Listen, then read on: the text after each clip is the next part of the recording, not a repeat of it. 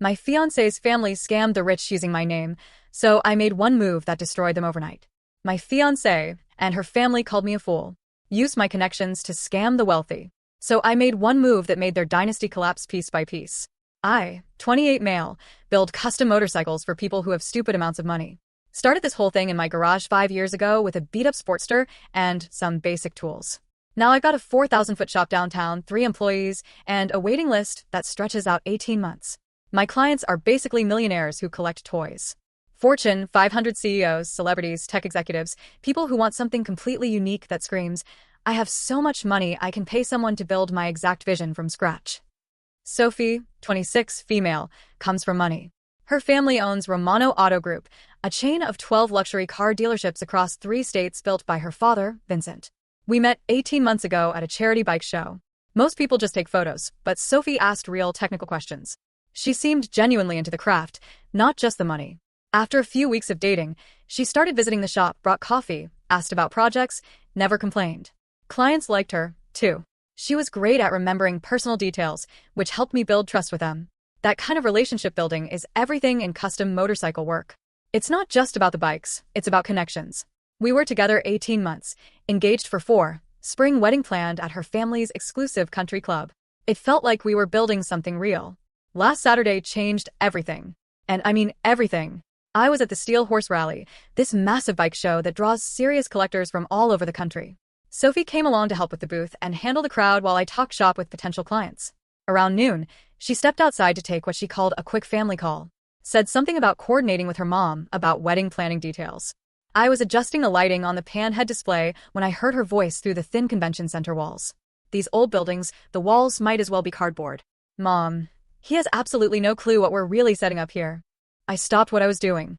Her mom, Patricia, handles sales operations for Romano Auto Group, so I figured they were talking about catering or venue stuff for the wedding. Really though, does James actually think you're just interested in motorcycles? Patricia's voice was sharp, focused, like she was in a board meeting. Sophie laughed, but it wasn't the warm sound I'd fallen for over the past year and a half. This was cold, calculating. Please, James is skilled. I'll give him that. But he's completely focused on the mechanical side. He has zero awareness of the business opportunities he's sitting on. My hands went still on the display lights. Business opportunities? What business opportunities? These aren't just motorcycle clients, Mom. These are millionaires who collect toys, tech executives, pharmaceutical company owners, entertainment industry people. They don't just buy bikes. They buy cars, boats, planes, whatever catches their eye. The convention noise around me, people talking, engines revving, music from other displays, it all faded to background static. And James has their complete trust, Patricia said. Exactly. He builds their dream bikes, spends months working with them on every detail. They see him as this authentic craftsman who understands their vision. They trust his recommendations completely. I stood there among my custom builds, surrounded by machines I'd poured my soul into creating, watching my entire relationship reframe itself in real time. So once you're married, you're not just some car salesperson cold calling millionaires. You're the wife of their trusted motorcycle builder, right? Every custom James delivers becomes a warm introduction to someone with serious disposable income. Every satisfied client becomes a potential luxury car sale. Dad's numbers show we could move an additional 50 high-end vehicles annually just from James' existing relationships.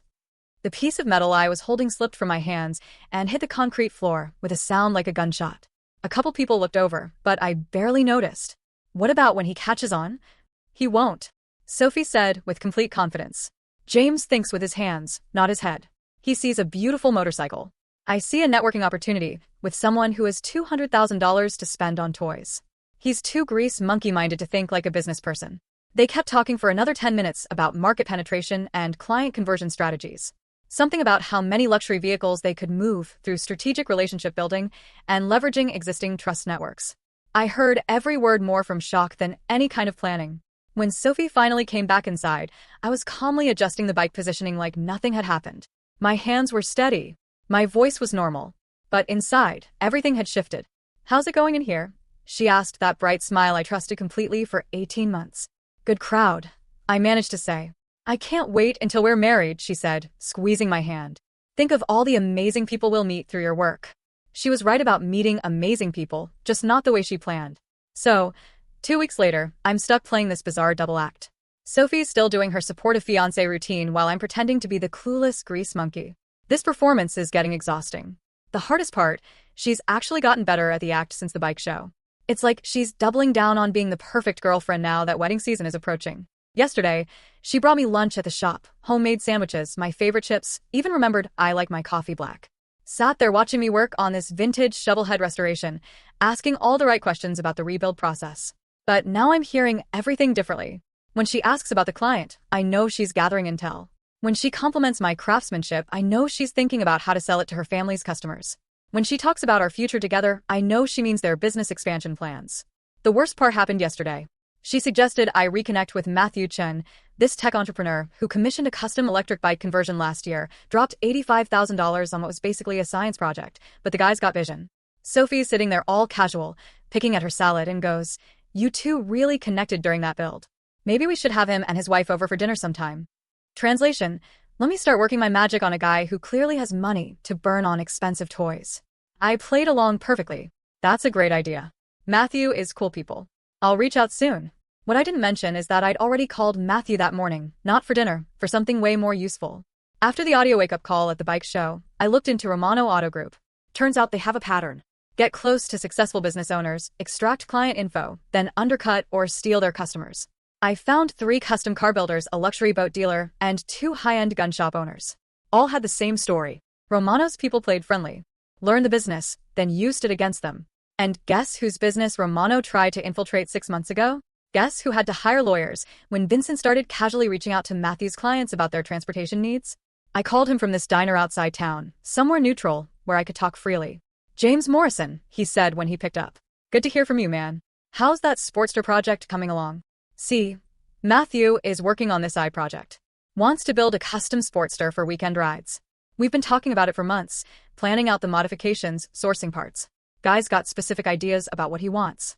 Actually, Matthew, I'm calling about something else.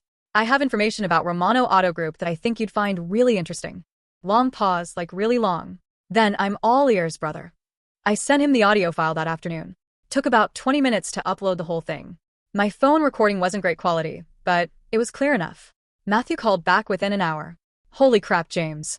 Do you realize what you just handed me? Evidence that they've been using personal relationships to steal business intelligence. Evidence that explains how they knew about my client meetings before I even had them. They didn't just try to poach my customers. They somehow had inside information about private consulting contracts. I always wondered how they managed that. By the end of our conversation, we had a plan, not just payback, justice. These people had been systematically destroying independent businesses by weaponizing personal relationships. Time to show them how that strategy works when it backfires. The motorcycle community is tight-knit, especially at the custom level. When builders find out they've been played, word spreads through every shop, every rally, every online forum. It's like a network effect, but instead of spreading good recommendations, it spreads warnings about people who can't be trusted. Matthew started reaching out to people he knew. So did I. The beautiful thing about the custom vehicle world is that reputation is everything. These aren't mass-market customers. They're collectors, enthusiasts, people who care about craftsmanship and authenticity. When they find out someone's been running a con game, they don't just stop doing business with them. They make sure everyone else knows about it, too. We're not trying to destroy Romano's dealerships.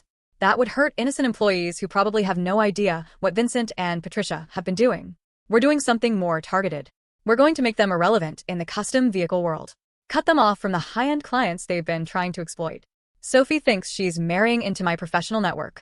What she doesn't realize is that my network is about to discover exactly who the Romano family really is. The funny part, she's been pushing harder on the networking angle since the bike show. 3 days ago, she suggested I should really get to know the Peterson family on a personal level.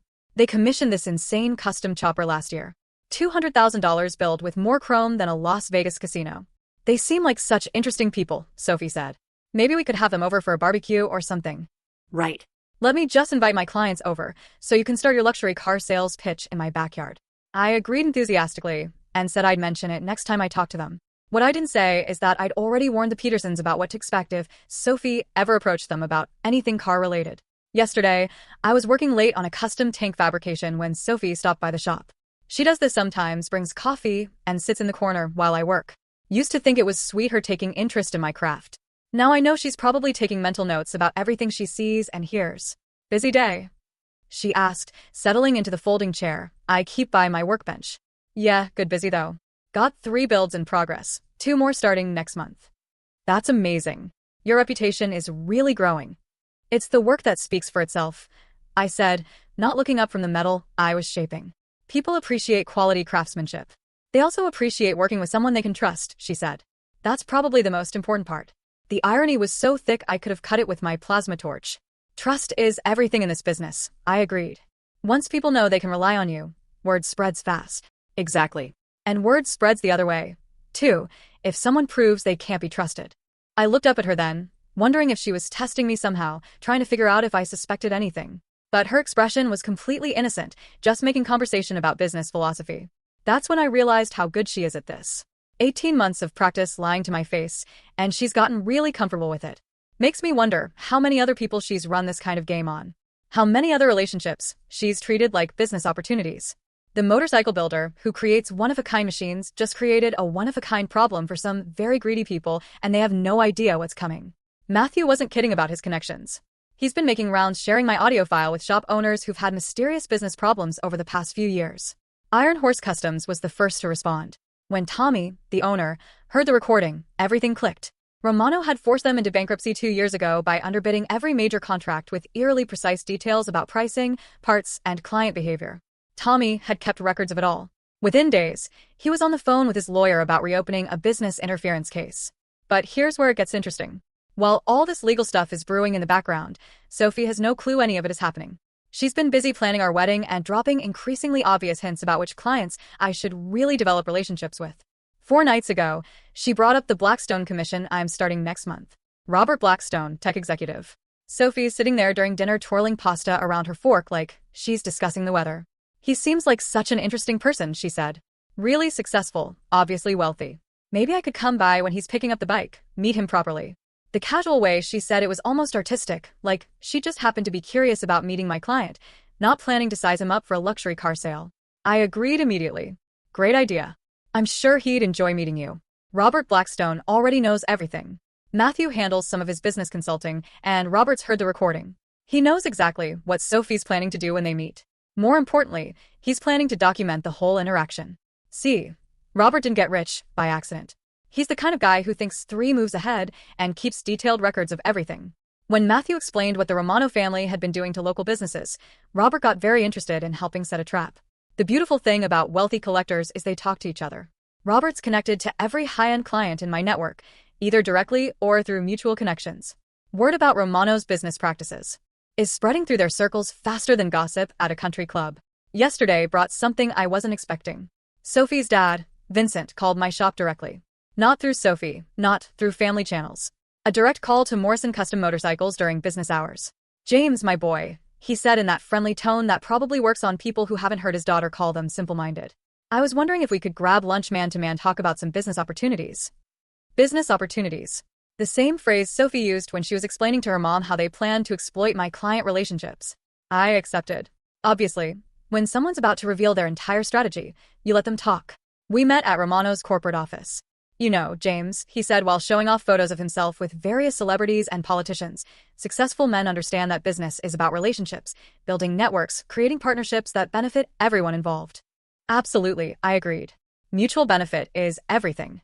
Exactly. And with your relationships in the custom motorcycle world, your reputation with these wealthy collectors combined with our sales infrastructure, he gestured toward the showroom floor like he was presenting the crown jewels. The possibilities are endless. Then he laid out their entire strategy. How my client relationships would feed their luxury car sales. How Sophie's natural social skills would be perfect for client development. How my motorcycle business could become lead generation for automotive sales. The guy spent 2 hours explaining in detail how he planned to exploit my professional relationships for his family's profit. We're not just gaining a son-in-law, he said, pointing to a wall of sales awards. We're gaining a business partner who brings exactly the clientele we want to reach. I nodded appreciatively. Partnership makes sense. You get it. Most young guys think small. They focus on their craft instead of the bigger picture. But you understand business. You see the potential. The whole time my phone was recording everything from my shirt pocket. 2 hours of Vincent Romano explaining how Sophie's engagement to me was strategic business development disguised as romance. When I got back to the shop, Sophie had called 3 times and left multiple texts asking how the meeting went. She was trying to sound casual, but I could hear the eagerness in her voice when I called back. How was your meeting with Dad? She asked. Very enlightening, I said. He shared some interesting ideas about business expansion. What kind of idea? I think he should explain his vision to you directly. Family strategy and all. She pressed for details, but I kept deflecting. Let her wonder what Daddy had revealed. Let her stress about whether their target was getting suspicious about the whole operation. The thing that gets me is how confident they are about this whole scheme. Vincent spent our entire lunch assuming I'd be thrilled to learn about their plans, like I should be grateful for the opportunity to have my life's work turned into their sales funnel. Sophie's the same way. She genuinely believes she's doing me a favor by introducing me to her family's business acumen. Like I'm some kind of naive craftsman who needs their sophisticated guidance to understand the real value of what I've built. They see my relationships with clients as assets to be leveraged, not friendships and professional connections built on mutual respect and shared passion for motorcycles. To them, every custom build I deliver is just a warm introduction to someone with disposable income. Tomorrow, Robert Blackstone comes by to check progress on his dyno build and discuss some modifications he wants. Sophie's planning to stop by the shop around the same time to see how the project's developing. She has no idea she's walking into a carefully planned demonstration of exactly how her family's business practices look from the victim's perspective. She showed up at my shop right on schedule, looking polished and professional with her tablet in hand, hair perfect, outfit calculated to look approachable but expensive. She was ready to transform a simple bike pickup into her personal networking opportunity, completely clueless that Matthew had briefed Robert on exactly what to expect. I was putting finishing touches on Robert's dyno when he arrived. He walked around it slowly, checking every detail, nodding appreciatively at the craftsmanship. "This is incredible work, James. You've outdone yourself." That's when Sophie made her entrance. Not obvious about it. Just happened to be stopping by to see how things were going. She introduced herself to Robert with that warm smile that had fooled me for 18 months. Robert played his part perfectly. "You must be James's fiancée. Matthew mentioned you're interested in the automotive industry." Sophie's eyes lit up like she just spotted a winning lottery ticket. "Yes, I'm hoping to get more involved in luxury vehicle sales. I'd love to hear about your experience with different brands." "Well," Robert said casually, pulling out his phone. "Why don't you tell me about Romano Auto Group first? Matthew shared some interesting information about your family's business practices." I watched Sophie's face change as Robert hit play on Matthew's audio compilation. Not just my original recording from the bike show, but Vincent's office confessions and testimonials from other affected business owners, all edited together into a comprehensive expose of Romano manipulation tactics. The sound quality was crystal clear. Sophie's voice explaining her client conversion strategy. Vincent detailing how they plan to exploit my relationships. Patricia discussing market penetration through strategic marriage positioning. All of it. "This is you, isn't it?" Robert asked as Sophie's recorded voice filled my shop, discussing how you plan to exploit James's customer relationships for car sales. Sophie went pale, then red, then pale again, like watching someone cycle through every stage of panic in real time. She tried to grab for Robert's phone, but he smoothly stepped back. That's taken completely out of context," she stammered. "James is overreacting to some casual family conversation. This is private information that was recorded illegally." Robert Blackstone didn't get worth $200 million by being easily fooled. Actually, this sounds like a systematic business strategy to exploit personal relationships for corporate gain. Matthew's shown me documentation of similar tactics your family used against other local businesses. That's when I stepped forward, still holding a shop rag, keeping my voice completely calm. "Our relationship is fine, Sophie. I just thought Robert should understand what kind of business arrangement he'd be supporting if he worked with Romano Auto Group." Sophie completely lost it.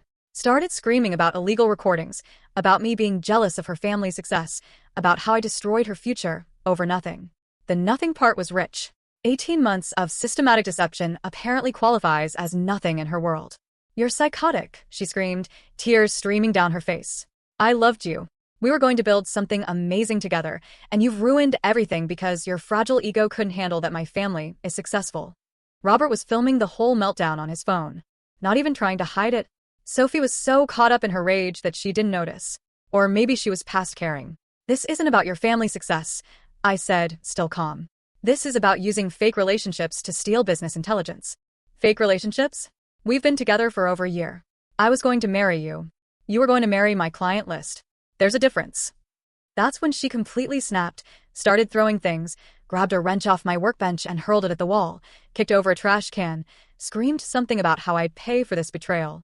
Robert just kept filming. When Sophie finally stormed out, slamming the shop door so hard it rattled the windows, he looked at me and grinned. "Well, that was educational.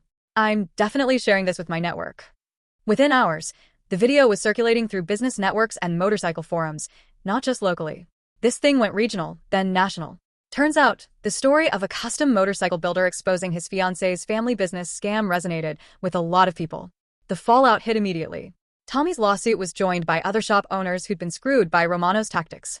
The business interference case gained serious momentum when prosecutors realized the pattern might constitute organized fraud. But the real damage was reputational. The custom vehicle world is surprisingly connected at the high end. Everyone knows everyone, and trust is everything. Within days, Romano went from respected dealership group to industry liability. Vincent called me that evening, his voice shaking with rage. "You little snake," he said. "Do you have any idea what you've done? That video is everywhere. Our reputation is destroyed." "Your reputation destroyed itself, Vincent. I just documented it. 20 years building this business, and you ruined it over hurt feelings." Sophie's devastated. Patricia is getting calls from our board of directors demanding explanations. The next morning brought Patricia to my shop looking like she hadn't slept, expensive suit wrinkled, makeup smudged. The kind of desperation that money can't fix. "You've humiliated our entire family," she said, hands shaking. "Sophie is my daughter. How could you do this to her?"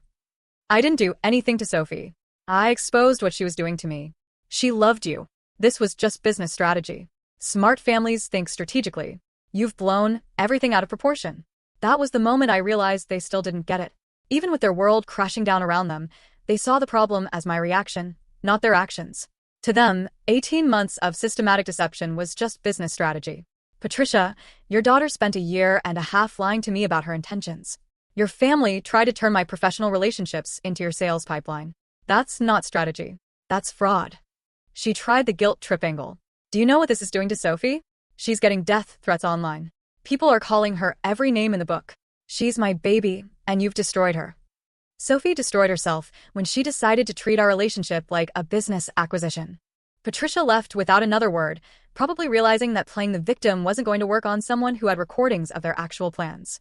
The engagement ring. Sophie threw it at me during her shop meltdown, screaming something about how I could keep it as a reminder of what I'd lost. I sold it that week and donated the money to a small business legal defense fund. Seemed like the right move.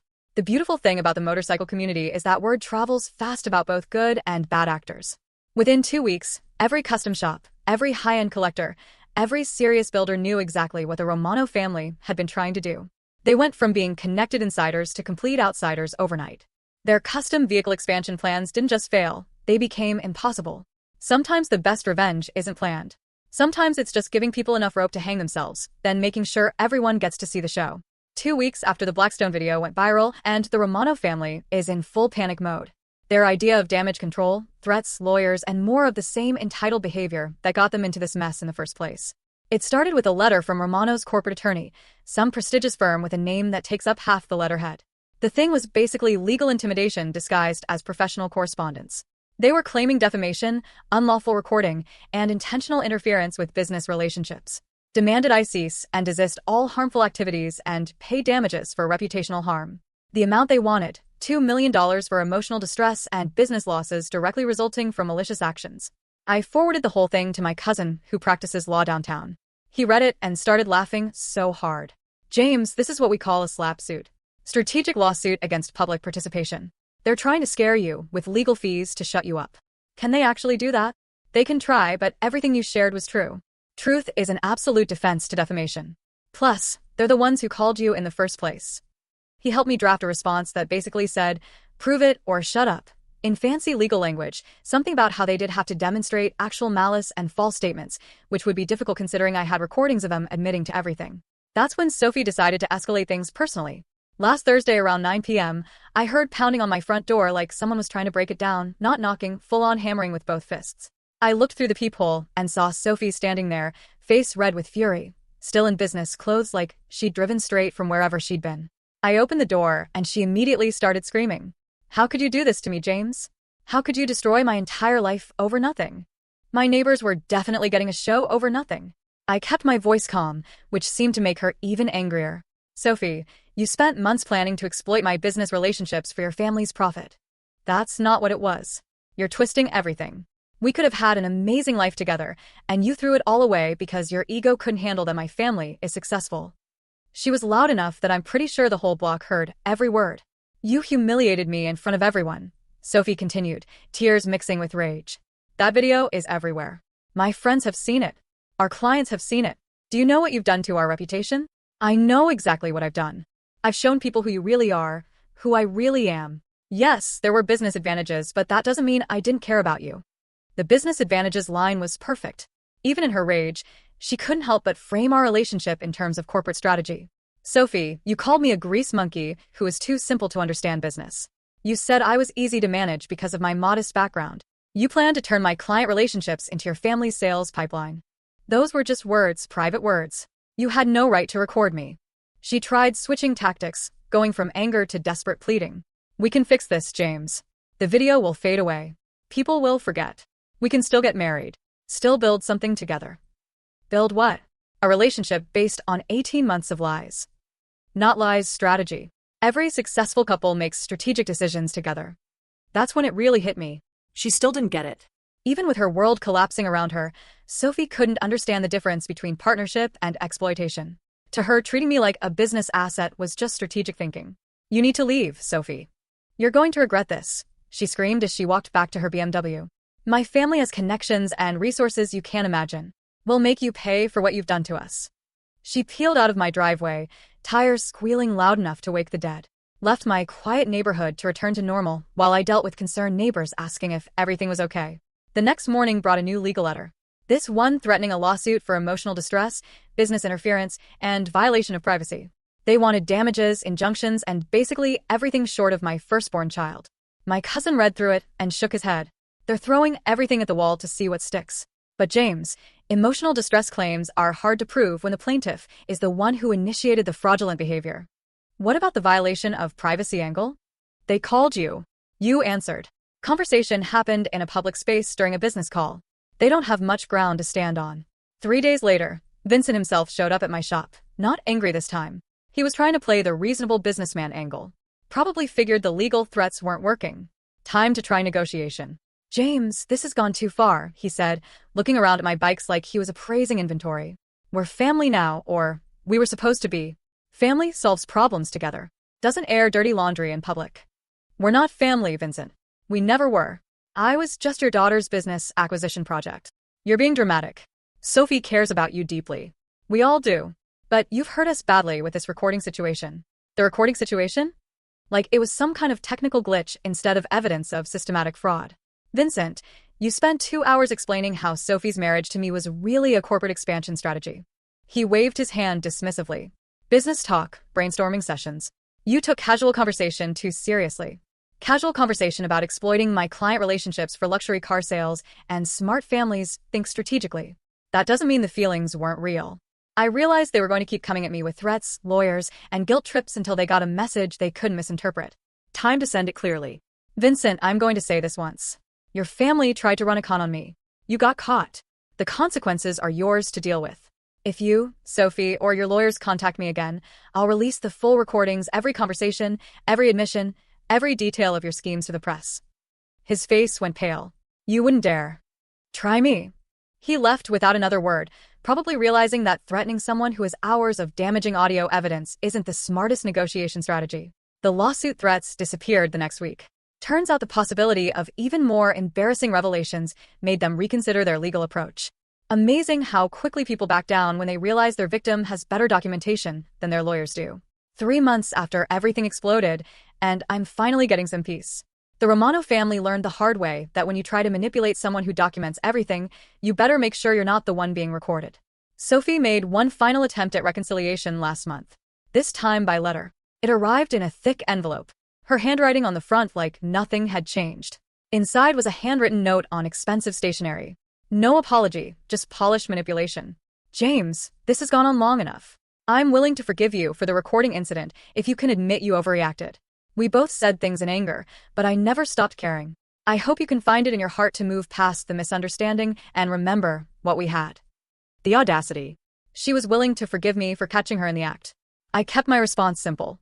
Sophie, you spent over a year pretending to love me while plotting with your family to exploit my business. You called me simple-minded, saw my clients as assets to poach, and thought I'd never find out. This wasn't a misunderstanding. It was a long con. You weren't the victim. You were the architect. We're done. Stay away from me, my shop, and my clients. If your family tries any more legal games or manipulations, I'll make sure every business owner in this region knows exactly how the Romanos operate. She didn't reply.